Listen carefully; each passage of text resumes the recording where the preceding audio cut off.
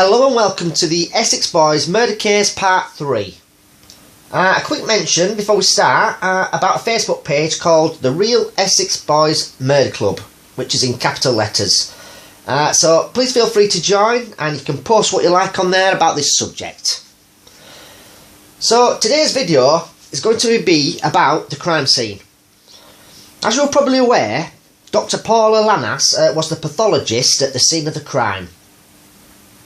Her reason for not doing time of death? She wasn't asked. That's just not good enough for someone in her position. A lot of key evidence centred on the time of death. At the trial, the prosecution laid great emphasis on the murders being committed around 7 p.m. on the 6th of December 1995.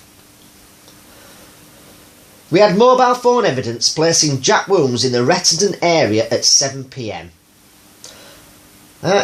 Locals have said they heard gunshots around midnight. As in my previous video, Billy Jasper says he was in that area at midnight, just a few fields away, when he said Mr. D got out of the car with a hold all and climbed over the gate on the left hand side, and this would have led him down to White House Farm. Just going back to the Dr. Paula Lanas for a moment. She has been the subject to several complaints because of the quality of her post-mortem work. In June 1998, a man was cleared of murdering his 16-month-old son after a jury heard Dr. Lanas could have caused bruises on the child's neck herself during a cack-handed examination. In June 2000, a couple were freed after the Court of Appeal ruled their manslaughter convictions were unsafe because Dr. Lanas had failed to mention a skull fracture which could have been from the fatal blow. It was revealed at the time that Dr. Lanas' work had been monitored by the Home Office Committee, and this would have been around about 1996. Also, two coroners in the Essex area stopped using her. She had a lot to answer for back then, and especially in this Essex Boys murder case. When they drive down the track that night, I don't think they would have had the car doors locked due to there's three of them. They were well known for being brash and cocky, and they feared no one. From the research I've conducted, it is known Tucker Tate and Rolfe had been to this place before, as they were aware of some cannabis being dropped from a plane and the police had recovered it. It's literally just up the road from here, so they would have known this area. Pat Tate was known to have wanted to go back because he believed the police didn't find all the cannabis. The way the cannabis drop happened, it is not unusual, as a well-known crime family purposely bought a property in Essex so the planes could fly over and drop the cannabis shipments into the pond and they'd go and collect it. So, we have the Range Rover parked in front of the 5-bar gate, Craig Rolfe with his hands on the steering wheel, foot on the brake pedal.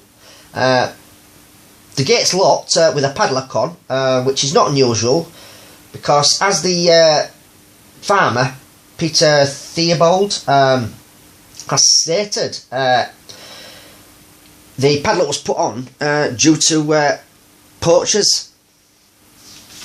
So, they must have been lured down this track by someone to take them out of the game. Okay, so here we go. Who got shot first? How many shots were fired? In Bernard O'Mahony's YouTube video, he's talking to John Wilms, and John Wilms says there were 7 shots fired and 1 cartridge never got fired. On the Crime Monthly programme, which is freely available to watch on YouTube, the leading police investigating officer said 8 shots were fired. There's so many stories about how many shots were fired and how many wounds there were, how many cartridges there were. It just goes on and on. But from what I can tell, looking at the post-mortem, Tony Tucker received 2 shots, Craig Rolfe received 2 shots, Pat Tate received 2 shots, and then there was the missile graze on Pat Tate's head. That probably makes up for the 7th shot. Okay, so we all have our own theories of who got shot first, etc. So this is my theory, and just my theory alone. I've also decided I'm not going to use images of the deceased to make this video, as they are quite graphic, and I just don't want to upset people. So I've left them images out. The killer most probably used the driver's side back door first. Looking at the crime scene photos, I'd say Pat Tate got shot first, and he would have been the easiest, as you've got his whole body mass to aim for. They would have been facing each other. This may be the fact that the missile graze was found on the top of his head, and probably the cartridge shattered the window. As the killer didn't get the shot he wanted first, he then went for the body, which he couldn't really miss. With Pat Tate unable to move, the gunman points the gun at the driver, Craig Rolfe. So I think after Pat Tate got shot, Craig Rolfe turned his head to the right to see what was going on, and he got hit to the head. This would explain the hole on the right side of the headrest, which coincides with one of his head wounds being behind the right ear, and the exit wound would have been out of his left eye. This would have been the gunman's closest target.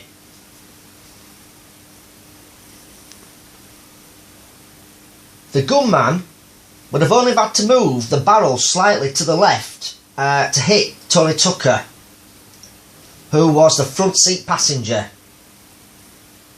I think he turned slightly to the right and looked at the gunman, and in a split second was shot in the head.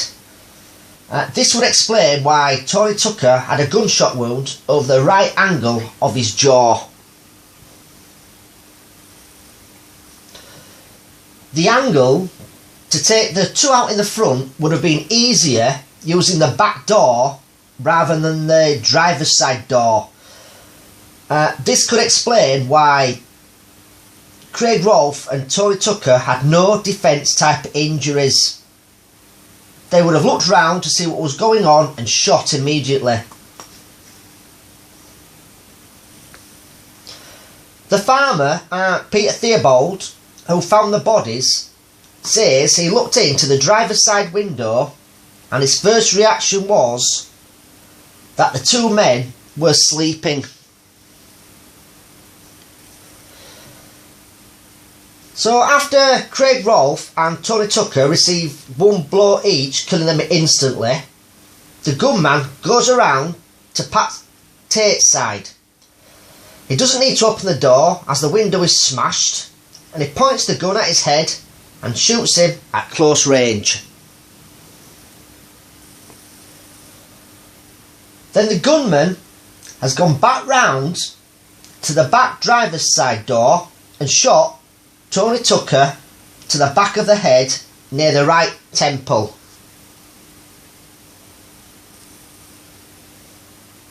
He has then gone to the driver's side door and shot Craig Rolfe to the side of the jaw.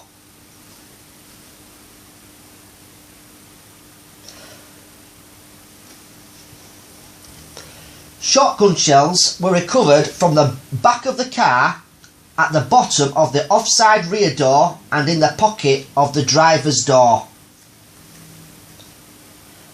Tony Tucker had a mobile between his legs. Pat Tate had his mobile phone attached to his finger, joined by a strap.